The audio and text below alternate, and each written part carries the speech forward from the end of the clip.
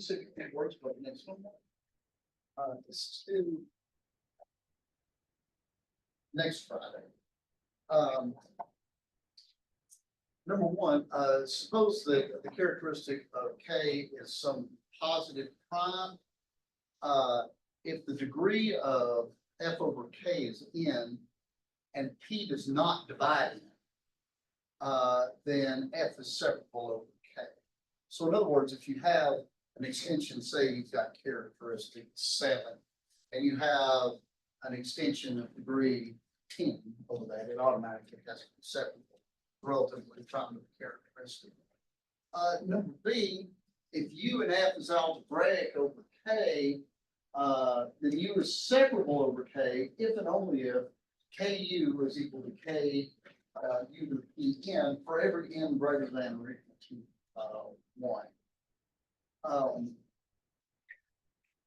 The important case here is KU is equal to K U to P. After that, induction follows. So that's kind of the interesting one. So this is a good way to check separable elements, and this characteristic is that these extensions are equal. Notice that, of course, this is always contained in this, right? So the interesting part is the other direction, or the other containment, I should say. Number 2, let K be a finite field and F an algebraic closure, because this is kind of a fun problem.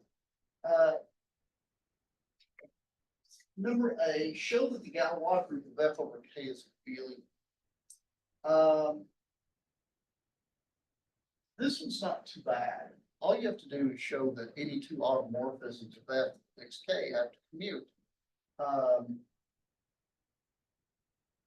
My hint for both of these problems actually is to look at what happens on some subfields that are finite. Right? Notice that we haven't gotten to finite fields yet, but the Galois group. So here's kind of a hint for you that we're going to actually show later.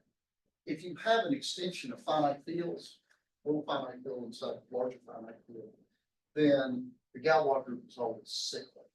That might be of use to you, and that's actually pretty easy to prove, because what do you know about a finite field? Any finite field is that the non-zero elements form a cyclic group, right? Because we had that earlier homework problem that if a finite subgroup multiplied group field as cyclic. So that fact may help. B's got a little bit more bite to it than A. A is easier than B, I think. This one might require a little bit of thought. Number 4, let F be an extension of K and U be elements of F. And I'm going to declare that U is separable over K and B is totally inseparable over K. Show that K of U plus B is K of UB, and also show that K of UV is right. If both U and B are non-zero, then K of U comma V is K of UV. Notice that if, for example, U is not 0 and B is 0, then this extension is supposed to K, and this might be bigger. So you do need that for some reason. Okay. Any questions on that? Go. All right.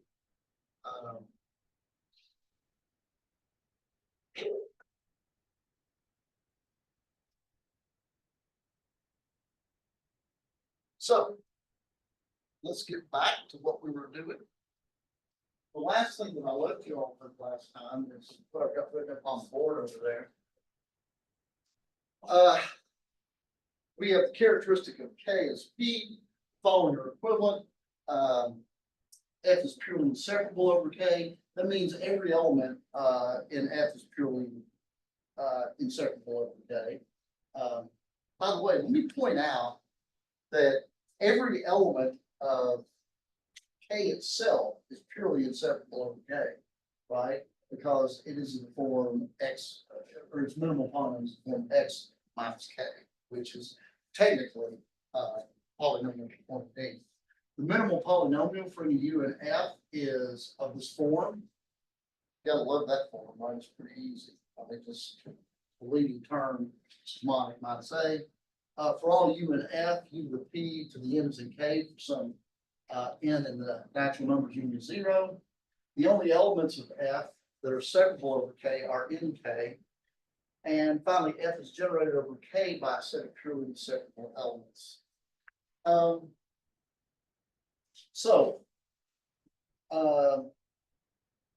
me kind of. I am indeed going to sketch this. A lot of the stuff in this section, I'm going to kind of wave a little bit of hands at, but if you protest that, you can either stop me or come by my office or something. But I'm going to get through this and get to Galilei. Getting Galilei stuff. Okay, so suppose F is purely inseparable. That means that every element in here, its minimal polynomial is a linear to a power, right? Well, notice that, for example,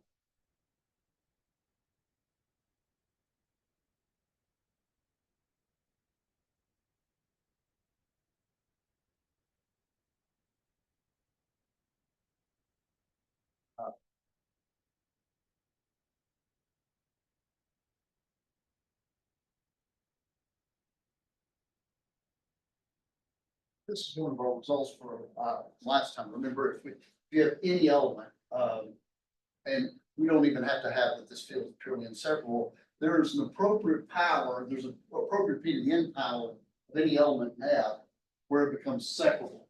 So U to the P to the N is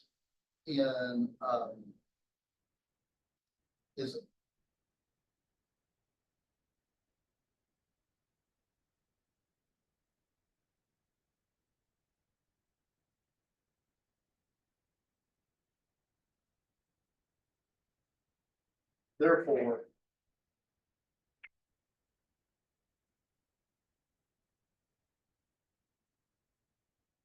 so in a purely inseparable extension, this is satisfied.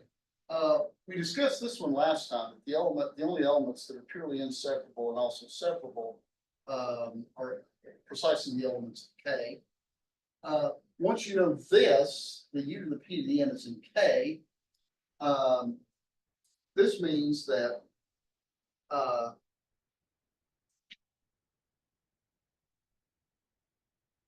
let U be an F.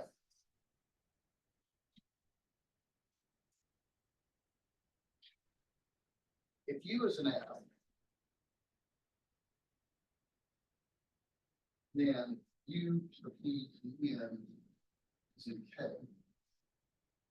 So, and let me call it something. U to the P N equals A. So U is a root of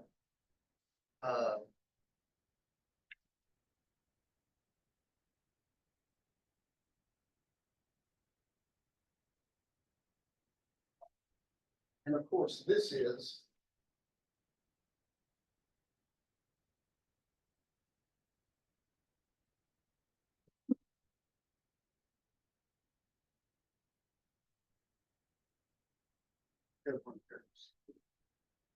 so the upshot is the minimal polynomial for this U. It has to be of this well, it satisfies a polynomial of this form, right? But it also is of this form as well, and so this is actually the minimal polynomial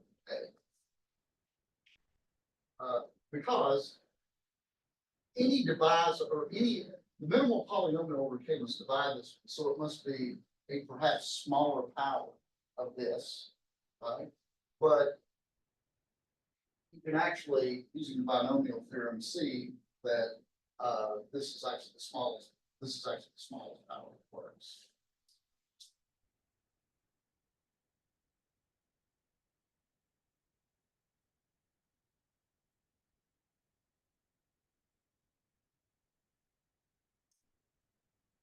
F is generated over K by a set of purely inseparable elements. Well, the elements of F and K all put together, it's generated by the elements F themselves because they're all purely inseparable. The other direction on this one, what needs to be shown is that the set of purely inseparable elements actually generates a field, which is easy to see because you've got the pressure constraint.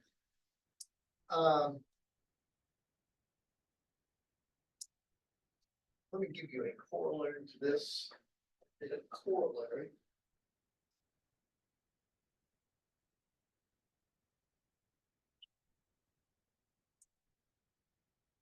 Uh, 849.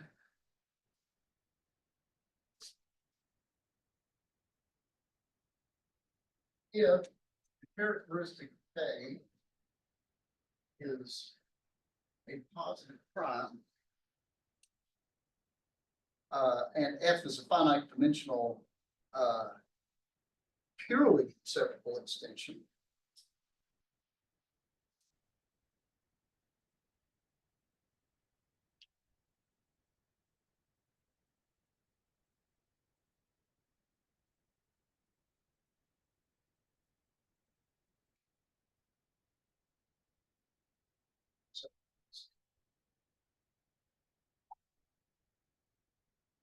okay, then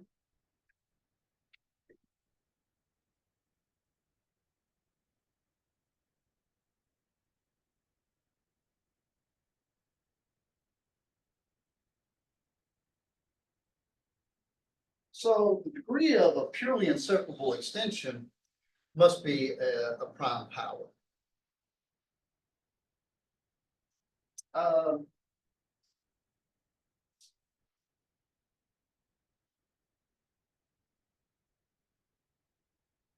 How would you prove this corollary based on what we know here?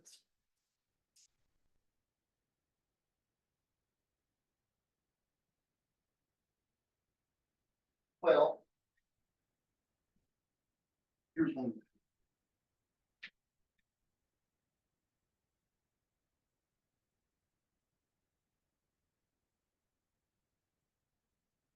Now, this extension is purely inseparable, right? And so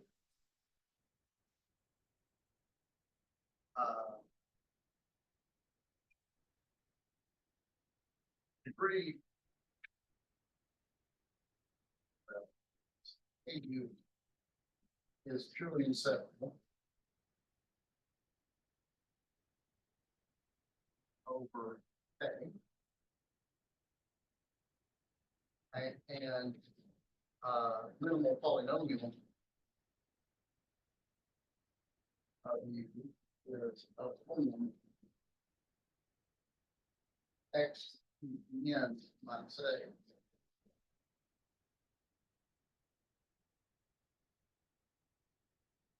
Using this.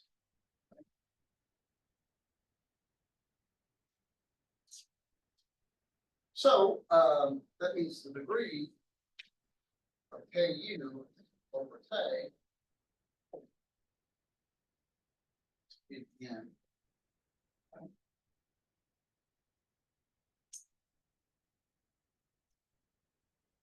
So how do we continue this?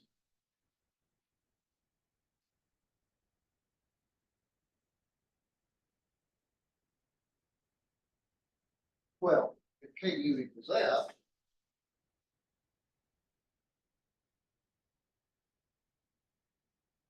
then done. We establish the theorem of KU. What if not?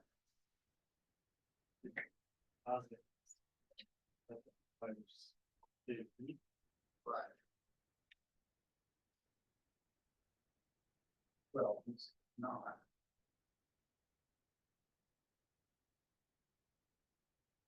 Step months.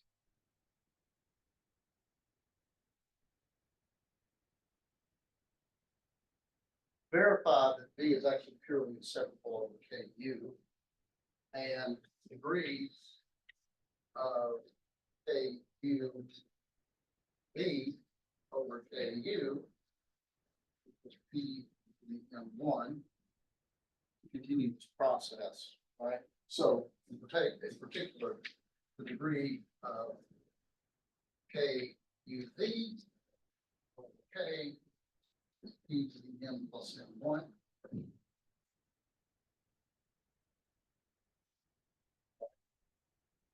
By the Taylor theorem.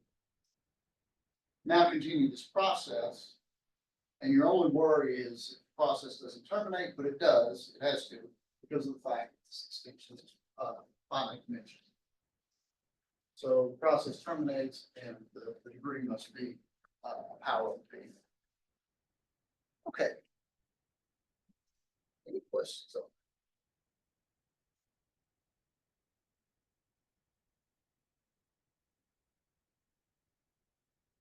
Okay, so let me give you another kind of list theorem here, if you will.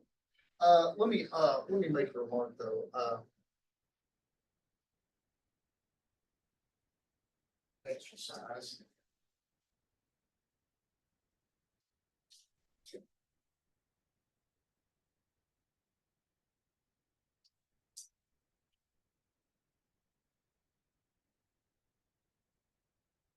So, yeah, A is field, and S is a set of separable elements.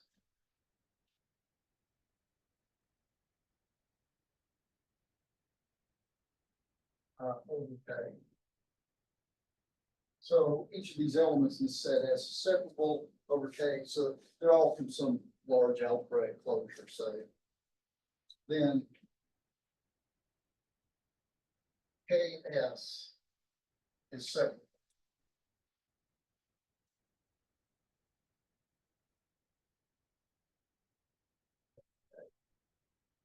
So in other words, if you generate a larger field by a collection of separable elements, then the new field is separable. See if you can work that out as an exercise. Of course, this is blatantly true in characteristic zero, right? Because everything's separable, right?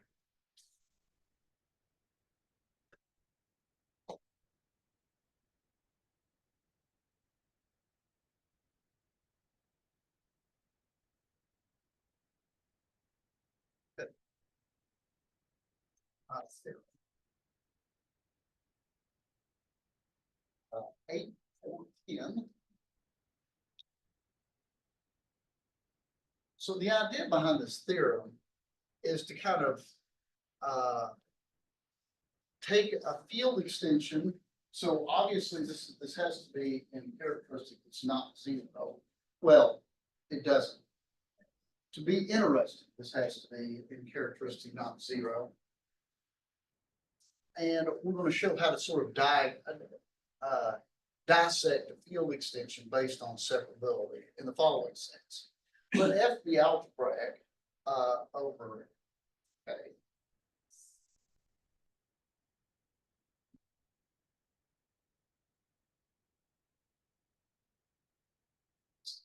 Okay.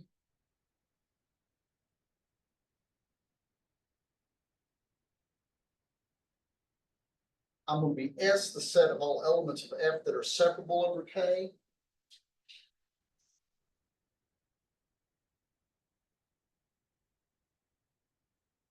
Elements of F, I should say, that are separable over K.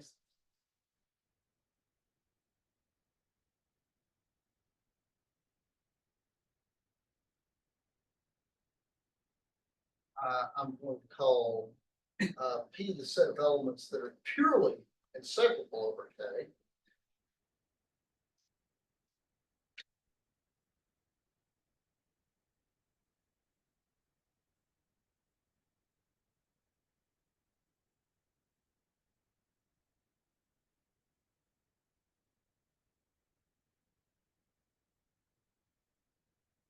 Inseparable. Okay.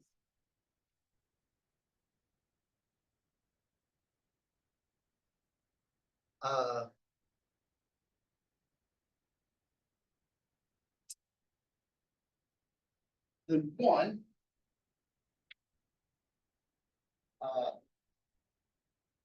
S is a separable extension of K. So here's what we got.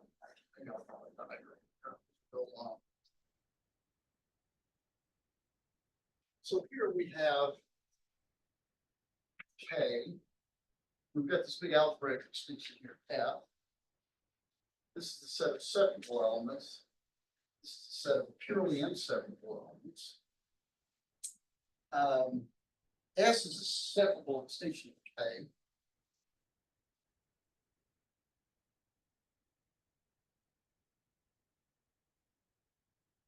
So implicit in this is my exercise here. The set of separable elements actually form a field. Two, F is purely inseparable over S.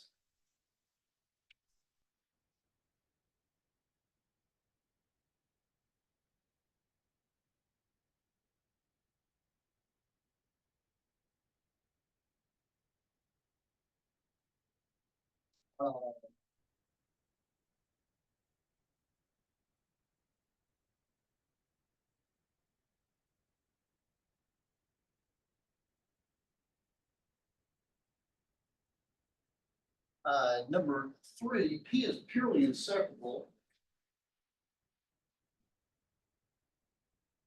over K.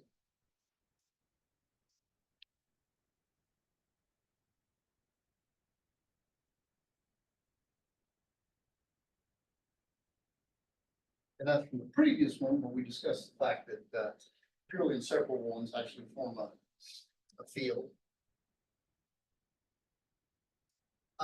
Now, of course, the last piece of the puzzle is well, actually,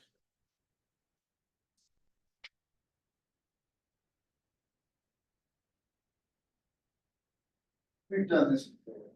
The purely inseparable and separable, those things overlap precisely in K. Now, of course,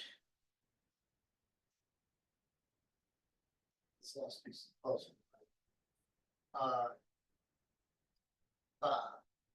F is second over T. If and only F is equal to SP. Let me remind you what SP is. The product of two fields. This is the smallest subfield of F. It contains all of S and all of B. So it's the smallest, or it's the smallest subfield of F. It's B. If SP put together equals F, you're good. Otherwise, it falls short in this smaller field. And of course, I should point out that of course, if SP is smaller, then the SP part is separable over P. Right. Number 6, if F is normal over K,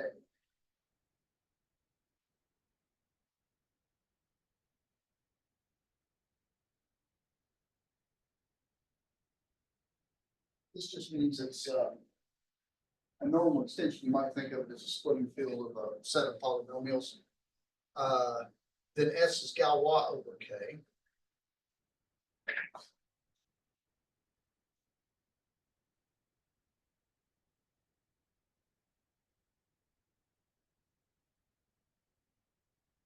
So if this is a normal extension, then this part right here, the separable and normal piece is Galois. F is Galois over P.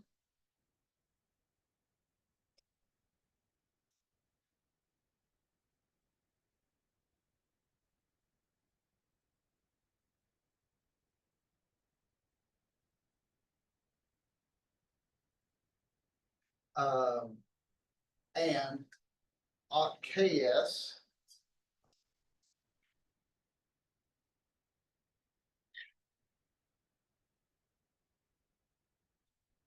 automorphisms of K, the automorphisms that fix K are isomorphic to the automorphisms of F that fix P, which is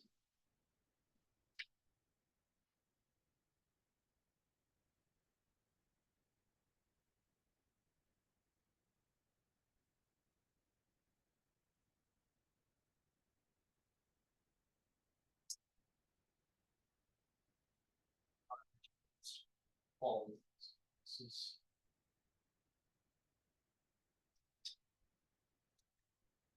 Okay,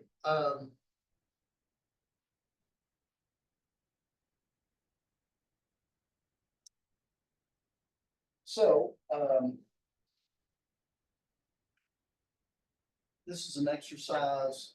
F is purely inseparable over F, over S, that is, right? So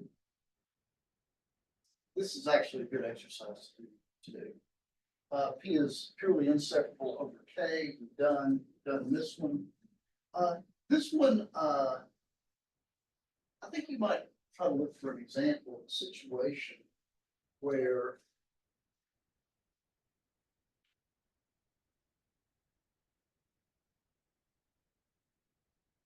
can anybody tell me how you might look at number 6 and say where you might look for an example where you've got this situation, but this extension fails to be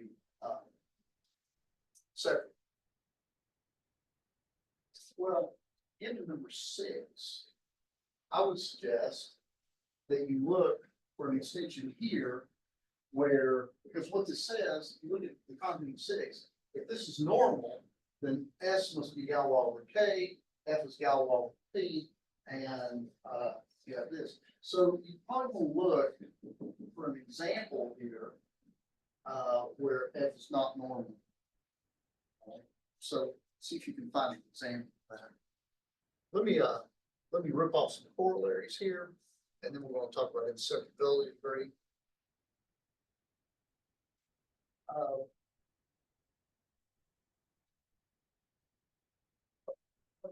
Forward for bond. Yes.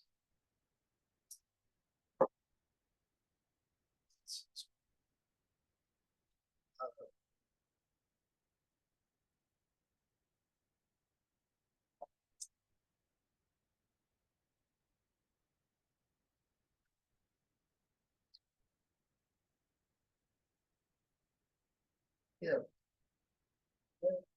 It's set over and it's set.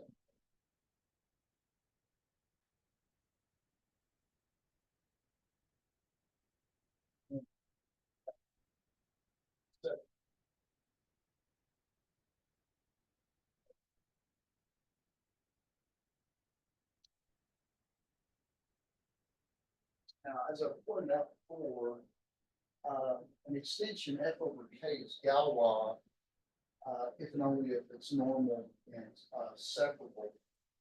Now, you know from an earlier homework exercise, the Galois was not transmitted in this sense.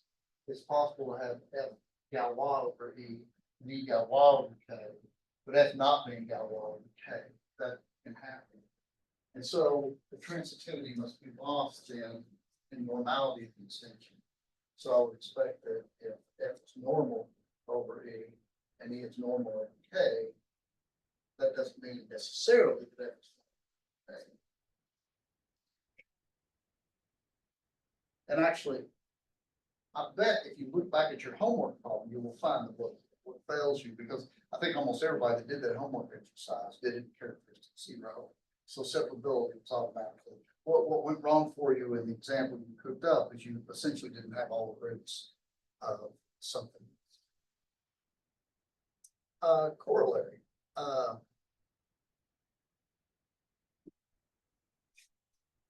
Let's suppose that K has characteristic P.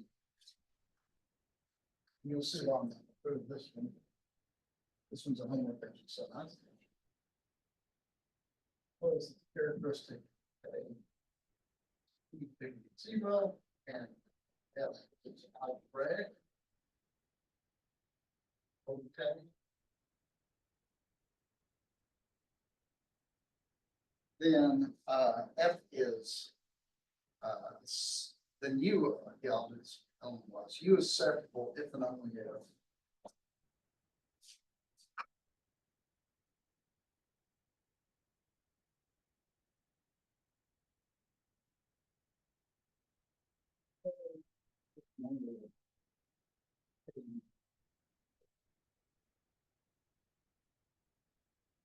And of course, I've asked you to do something a little bit more extensively by induction, but really the meat of it is the KU equals KU.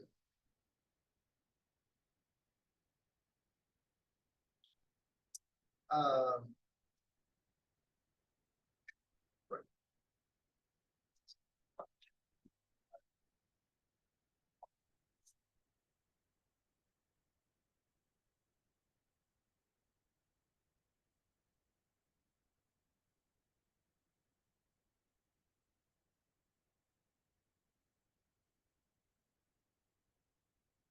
So definition, let's suppose that F is an algebraic extension.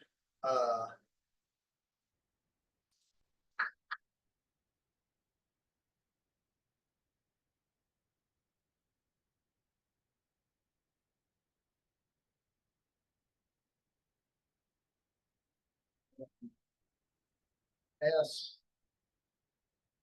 largest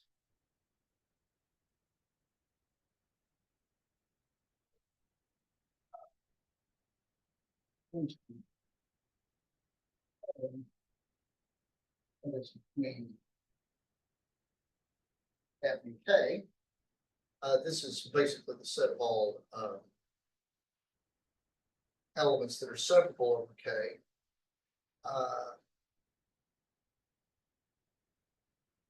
Then the degree here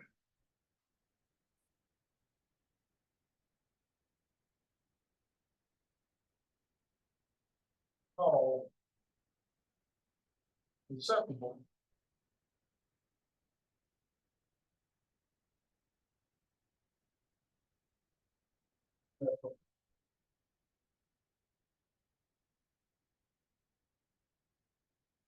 And sometimes this is written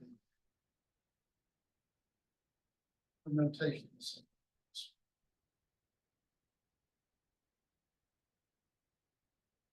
So when you see FK, the degree of F over K sub S, that's not really the degree of F over K necessarily. It is the degree of the of the largest separable intermediate field containing K. It's a set of all. It's the degree of S, where S is the set of all elements of F that are separable over K.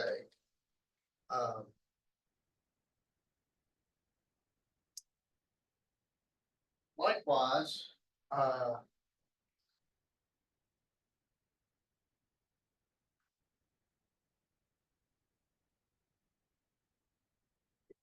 degree of F over S, this is called the inseparable degree.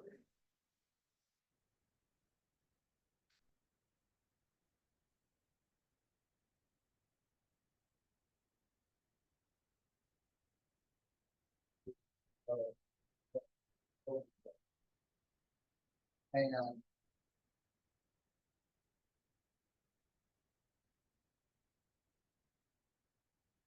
sometimes that's written that way, SK.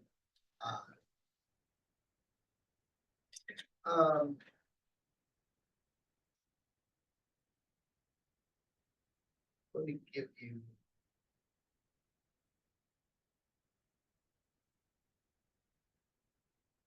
a couple of propositions that I'm also going to leave kind of for exercises. Anyway, so notice we're going up this stack here, so the degree here is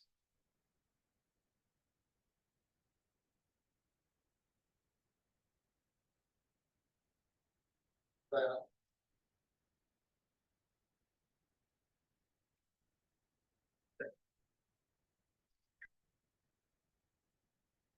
The first proposition that I'm going to kind of bypass is 18.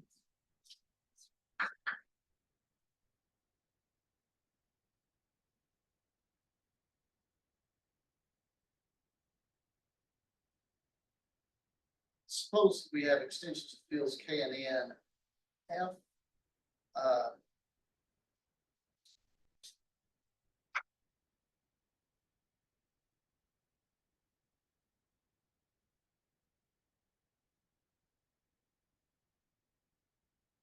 and I think you're going to be happy with this because the world should work this way. if you take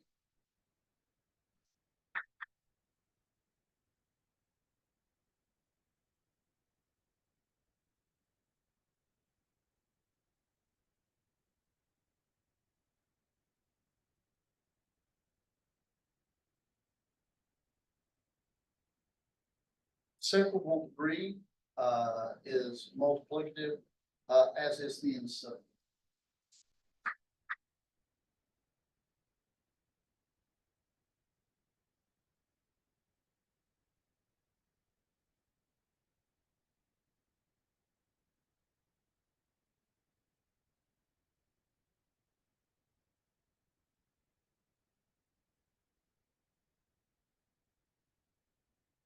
So it kind of splits up exactly the way you want. Notice, by the way, I should point out that, of course,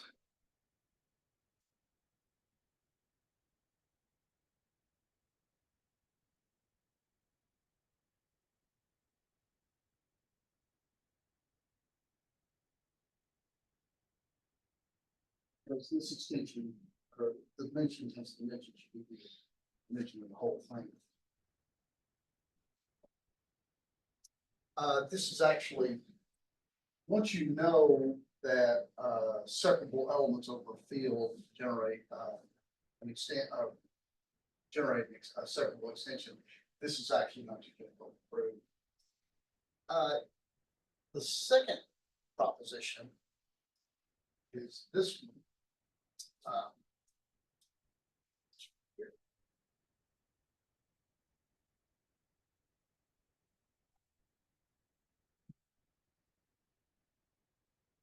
So let f of x be, so this has to do with kind of more, this kind of harkens back to Galois theory.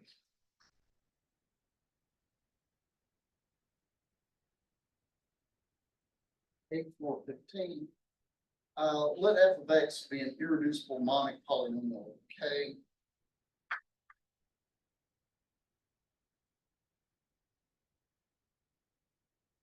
So,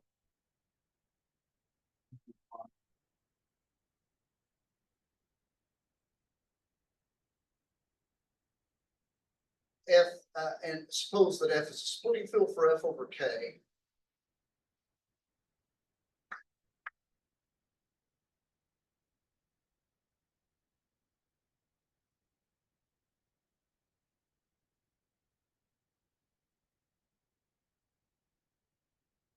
Again, what this means is whatever the irreducible polynomial is in the splitting field, it splits down into linear factors. And this splitting field is as small as possible. There's nothing extraneous in here. F is the field obtained from k by joining all the roots here. The difference here in the theorems that we've seen before is now this theorem takes into account multiplicity.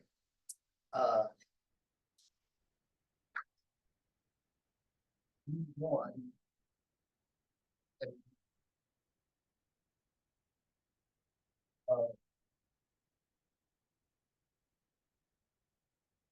You want one of the roots of the splitting field in or one of the roots of little f in the splitting field. Number one, every root of f of x has multiplicity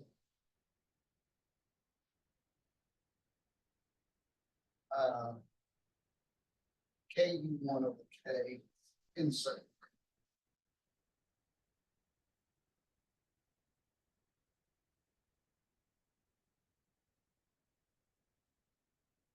Notice in the characteristic zero case, the degree of inseparability of ku1 over k is always equal to 1, right?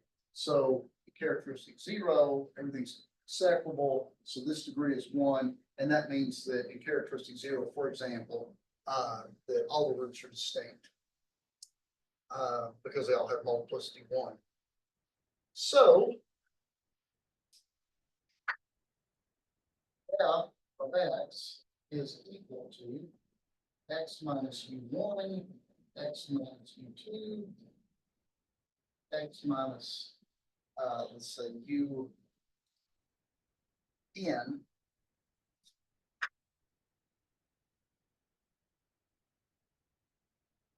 all to the degree k, u1, k, inseparability. And again, in the separable case, this is a 1, and so you've got your product of linear polynomials.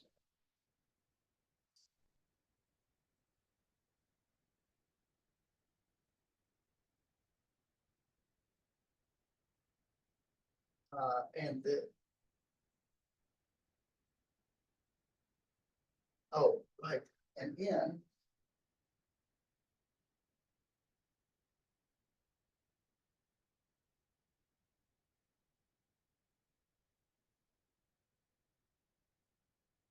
is the separable degree, okay, component k. That tells you how many roots there have to be. And of course, the UIs are the distinct roots. And 2, note, U1, and actually any of the roots, is power separable.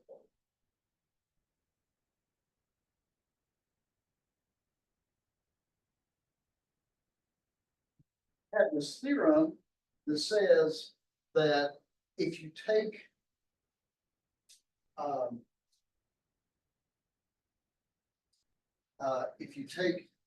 UI to an appropriate power, that what you obtain to appropriate p to the nth power, you get a separable element. Well, this power is determined right here. If you take this u to this power, then it's separable. Let me point out that this degree of separability over characteristic p, right, yeah, I stated this in general, it's fine. Right, if it's characteristic p, then the separability degree is 1, and if it's characteristic 0, the separability degree is 1, and if characteristic is p, then the inseparability degree is a power of that particular power. Okay, any questions? Let me see if we get through this. I'm going to at least state the theorem and get started on it. This will be our last kind of separability. And then the next task we're going to go to is we're going to look at, I'm going to show you some techniques next to actually figure out what Galois-group's various polynomials are. I'm going to concentrate on mostly over the rationals, but probably not exclusively. And then after that, we're going to talk about special types of field extensions, cyclotomic, cyclic, finite fields, that kind of thing. The finite fields we've sort of implicitly covered with all this other stuff, so we'll probably end up going to that particular. Okay, theorem. This is actually one of my favorite theorems.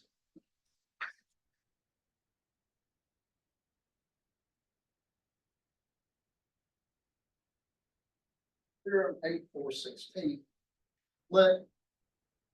Suppose we have a finite extension.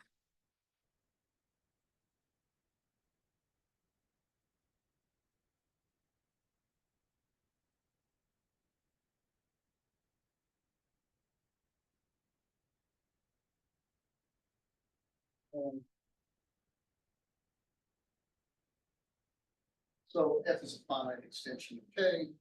In particular, it's algebraic. Number 1, separable. Let's see, separable extension.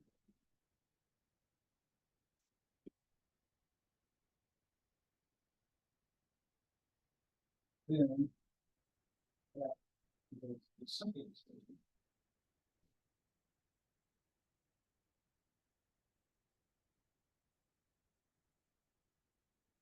That is, F is equal to K adjoined with U for some U, appropriate U. Number 2,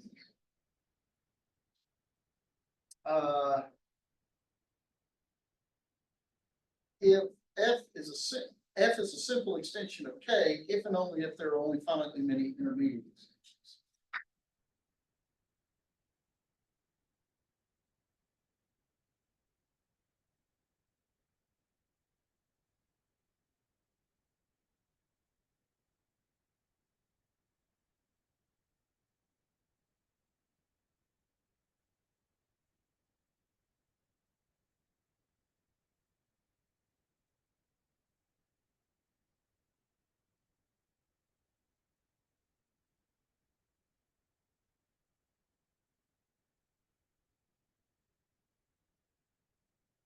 So,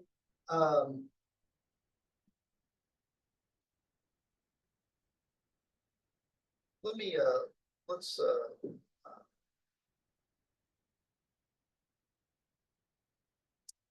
think about this for a moment. I'm gonna put the second statement, is eventually. But can anybody tell me,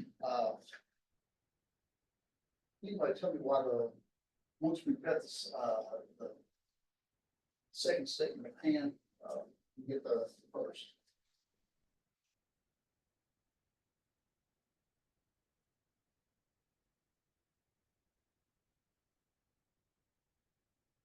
So suppose that we know the veracity of statement two, right? You're separable, I'm sorry, you're simple, if and only if there's finite and any intermediate distinctions.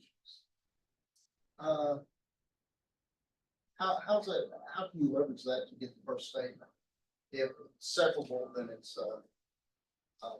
simple extension.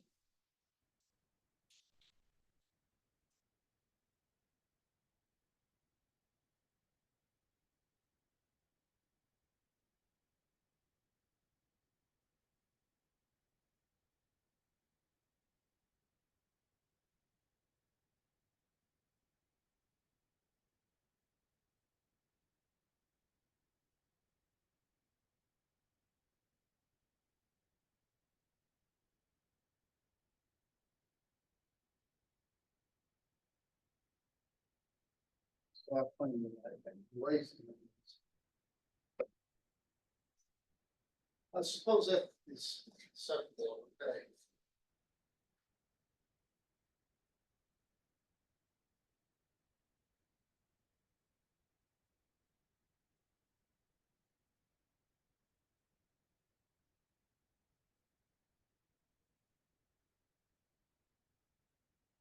Let's suppose that F is separable extension, of course, by hypothesis defined, right?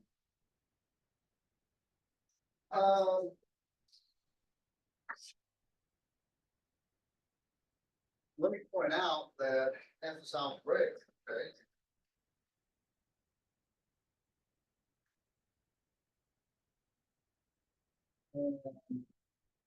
So,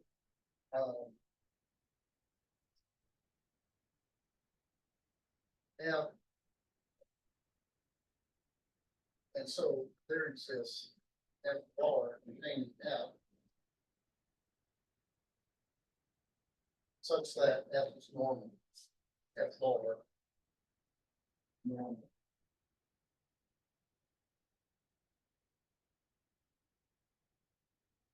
Because every element, so for example, here's one way to go.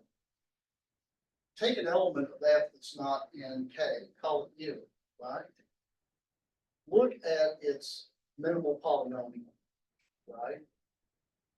Now, let F bar be the splitting field of that minimal polynomial.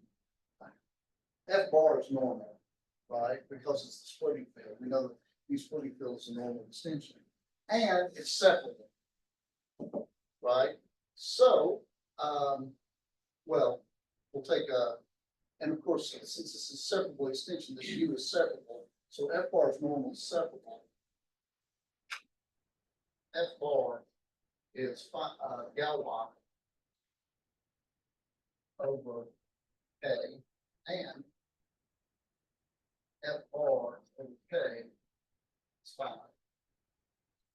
Because this extension being the splitting field of the polynomial that U is root of is of degree no more than n factorial over K. All right, so F bar is a finite extension of K. It is therefore normal, separable, so it's Galois. The Galois group